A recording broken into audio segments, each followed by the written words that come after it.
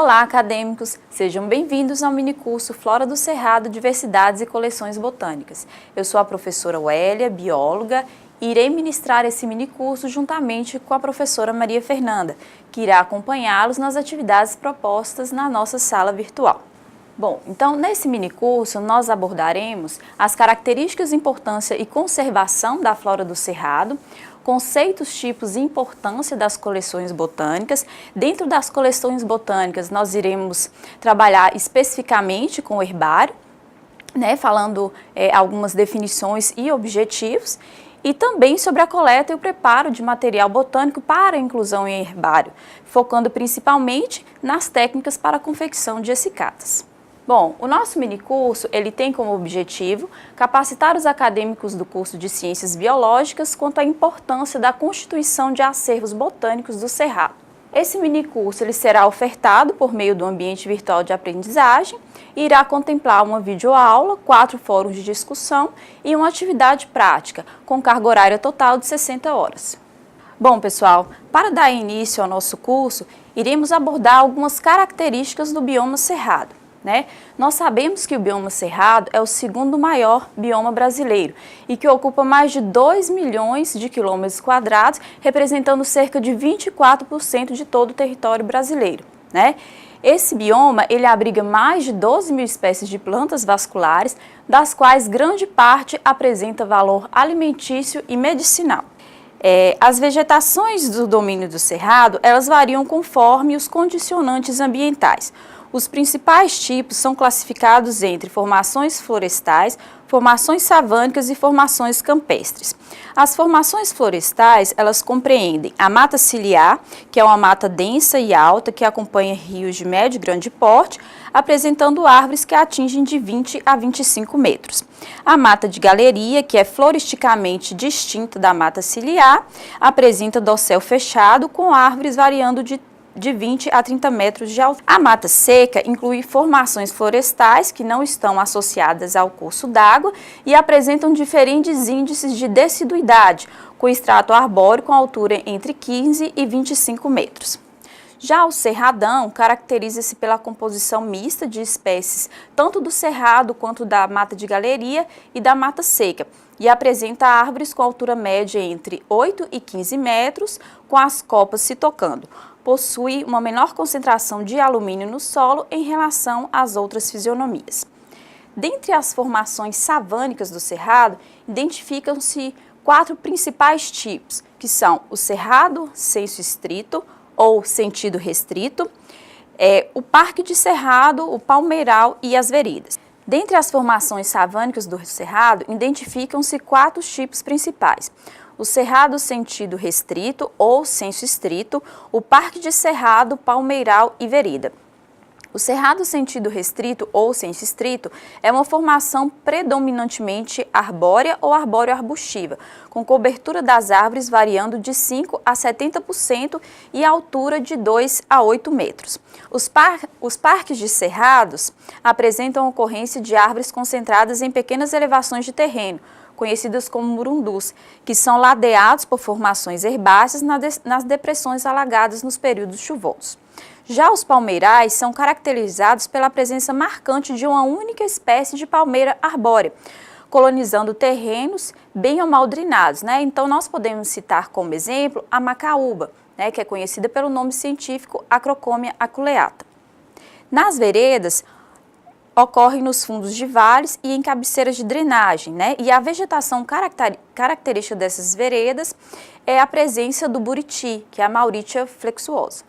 Por fim, as formações campestres, que correspondem ao campo rupestre, que trata-se de uma fitofisionomia predominantemente arbórea arbustiva, com eventuais árvores de pequeno porte.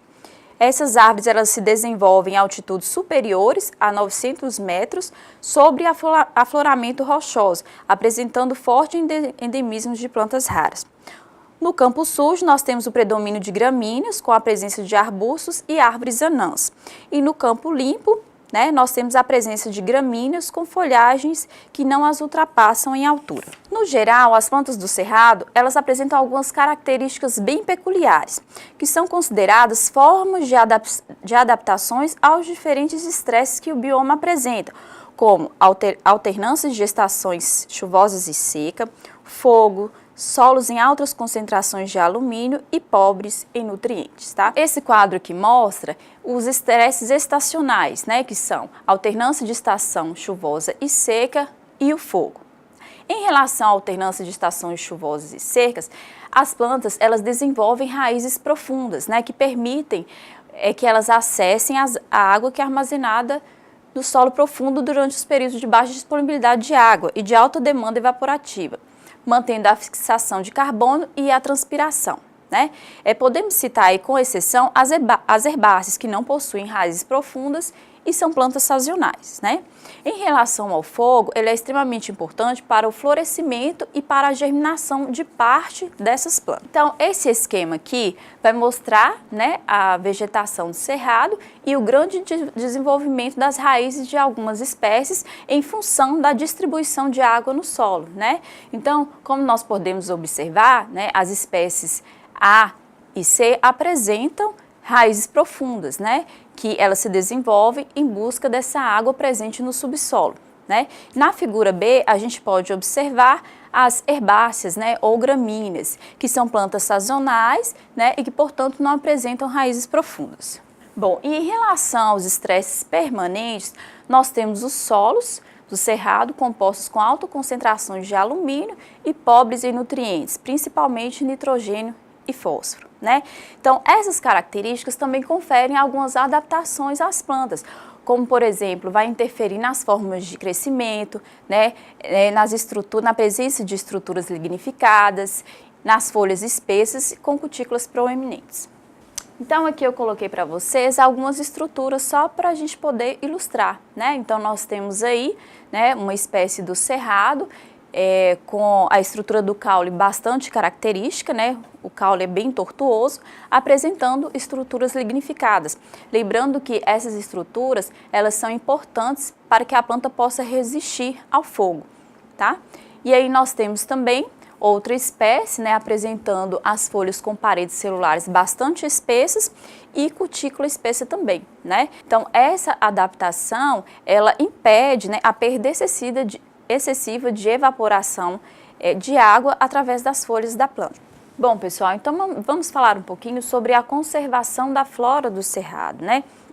Então, todos nós sabemos que o cerrado, ele tem sofrido intensa redução da extensão da sua vegetação, né? Devido à expansão agrícola crescente e o extrativismo predatório das espécies frutíferas. Diante da grande devastação que esse bioma vem sofrendo, torna-se importante, para fins de conservação das espécies, a obtenção de informações ecológicas referentes ao padrão de distribuição dessas espécies arbóreas, estrutura genética de suas populações, grau de erosão genética e fatores determinantes da variação genética das espécies, que são informações importantes que devem ser obtidas de forma a prevenir a extinção das populações das espécies arbóreas do cerrado. A partir da última década, vem se intensificando os estudos genéticos em populações de espécies arbóreas, de florestas tropicais também, né? Com amostragens adequadas tanto de populações quanto dentro das populações, além do uso de tecnologias genéticas que são adequadas para auxiliar na quantificação dessa diversidade. Assim, o estudo da estrutura genética de populações pode fornecer informações preciosas para o planejamento e execução de programas de conservação de uma espécie. Algo que também pode auxiliar nesses estudos são as coleções botânicas, né, que é o foco do nosso minicurso, que abrigam os espécimes coletados e as informações associadas para cada indivíduo e para cada população de cada espécie, né? Essas coleções botânicas, elas são imprescindíveis para o estudo da biodiversidade e fundamentais para pesquisas taxonômicas e também filogenéticas, né? Além de subsidiar estudos conservacionistas. Bom, mas o que são coleções botânicas, né? Então, as coleções botânicas, elas podem ser definidas como reuniões ordenadas de vegetais ou de parte deles para fins científicos. Essas coleções, elas podem ser de plantas vivas ou mortas devidamente armazenadas. Cada coleção, ela vai receber um nome e a sua existência em uma determinada instituição, que pode ser uma instituição de ensino ou pesquisa. Essas coleções, elas apresentam finalidades bem estabelecidas, pois necessitam de espaço físico, dedicação do corpo de pesquisadores da instituição e gasto financeiro para a sua manutenção adequada. Bom, então nós vamos conhecer aqui quais são os principais tipos de coleções botânicas, tá? Então nós temos o herbário, né, que é onde é armazenado plantas ou partes delas secas, a carpoteca, que é onde é armazenado frutos e sementes, a xiloteca, onde armazenam-se madeira, a palinoteca, onde armazena grãos de pólen, o laminário, que armazena células e tecidos vegetais, os bancos de germoplasma, onde são armazenados o patrimônio genético das plantas, sob a forma de sementes, DNA e tecidos, e o horto botânico e jardim botânico, onde são armazenadas uma ampla diversidade de plantas. Bom, então como eu falei anteriormente, né, nesse minicurso nós vamos focar especificamente no herbário, tá? Então, o que vem a ser um herbário? Então, o herbário é uma coleção de plantas ou de parte delas secas, armazenada em armários próprios, né? E essas coleções, elas são organizadas em ordem alfabética de famílias ou de gênero. Então, qual o objetivo do herbário? Então, o objetivo do herbário é possibilitar e manter a comunicação científica entre os taxonomistas do mundo. Para a confecção desses herbários, nós precisamos de amostras de plantas, né? A coleta de amostras dessas plantas, né, de determinada flora, é realizada por meio de excursões planejadas para esse fim. Os principais materiais utilizados em campo para essa coleta são o caderno de coleta, que é onde você irá anotar todas as informações, né, que foram observadas ali na planta, tesouras de alpoda e de poda ou facão, que são instrumentos utilizados para coletar as partes das plantas, saco plásticos e fita crepe, né, que são utilizados para o armazenamento desse material botânico, jornal, papelão e prensas, né, que vão ser utilizados para a secagem desse material, GPS para que você possa marcar a planta, né, na qual você está coletando o material botânico, e máquina fotográfica, né, para que você também possa registrar as características da planta, que irá auxiliar na identificação posterior. Para a coleta de material em árvores muito altas, são necessárias, por exemplo, esporas, escadas ou cordas e etc. Bom, então, todo esse material coletado para compor o herbário, ele deve estar o mais completo possível, isto é, deve apresentar folhas, flores e frutos. Plantas coletadas apenas com folhas, elas devem ser coletadas novamente com folhas e frutos, por exemplo, em uma próxima estação, né? De forma que a sua representação, ela fique completa na coleção. Se você for fazer a coleta de árvores, arbustos e trepadeiras, recomenda-se coletar, quando possível, 3 ramos de dimensões de 40 centímetros de comprimento e até 25 centímetros de largura. Agora, se você for trabalhar com herbáceas, coleta-se a planta inteira, ou seja, com raiz, caule, flor, folhas e frutos, né? E esses frutos, eles podem ser mantidos no material coletado ou, quando muito volumosos, colecionados à parte, né? Eles podem ser colecionados secos ou em solução líquida de álcool 70%. Bom, então como eu falei anteriormente, todo esse material coletado, ele deve ter os seus dados anotados no caderno de campo, tá? Os dados do caderno de campo, eles são extremamente importantes, por quê? Porque posteriormente eles serão transcritos para a etiqueta que vai acompanhar cada espécime na coleção. Tá? As informações indispensáveis sobre cada espécime coletada, elas são anotadas nesse caderno, ok? E quais são essas informações? O número de coleta, tá? Ou seja, se você coletou a planta pela primeira vez, coleta 1, se coletou pela segunda vez, coleta 2, tá? E assim por diante. A procedência ou local de coleta, né? Onde que essa planta foi coletada, a data da coleta, o nome dos coletores e as observações sobre a planta e algumas informações gerais, né? Quais seriam essas observações? Por exemplo, coloração do fruto, coloração da flor, né? Que são características importantes e que podem auxiliar na identificação posterior da espécie. Bom, então após a coleta desse material, ele tem que ser acondicionado, né, de forma correta, né? Então, os exemplares de cada espécime coletado, eles devem ser armazenados com fita crepe, formando um ramalhete, né? Nessa fita crepe, você deve anotar o número correspondente à planta no caderno de coletas. Esses ramalhetes, eles serão acondicionados em sacos plásticos resistentes para serem transportados, né, até o local da secagem das plantas. Bom, então depois desse armazenamento, nós vamos proceder à secagem do material orgânico, tá? Então, inicialmente, né, nós vamos precisar de superfícies planas e resistentes, né, que são denominadas prensas. Essas prensas, elas geralmente são confeccionadas de madeira, né? Como o exemplo que mostra, né? Podem ser quadros de ripas de madeira com dimensão de 42 por 30.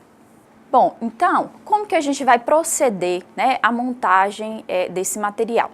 Então, sobre uma dessas superfícies de madeira, apoia-se o papelão, tá? Conforme mostra a figura A.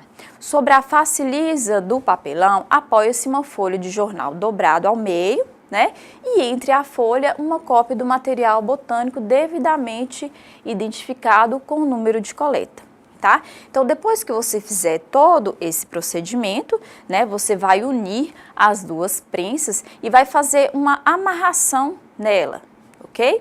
Essa amarração, ela pode ser feita com uma corda ou com um barbante. A gente também deve levar em consideração algumas observações importantes sobre o processo de prensagem dessas plantas, tá? Então, as plantas herbáceas que ultrapassam as medidas da prensa, elas devem ser cuidadosamente dobradas em V, N ou W durante o processo de prensagem. Para o processo de secagem das plantas, é importante levar em consideração algumas observações. As plantas herbáceas que ultrapassam as medidas da prensa, elas devem ser cuidadosamente dobradas em V, N ou W durante o processo de prensagem. As flores delicadas, elas devem ser protegidas, né, envolvidas com lençol de papel ou papel higiênico. E evita-se colocar no jornal mais de uma copa de material botânico. Bom, no momento em que estiver colocando a planta no jornal, ela deve ser manuseada, evitando a sobreposição das folhas e flores, né? Porque se houver sobreposição, isso vai dificultar na hora da identificação da espécie, tá?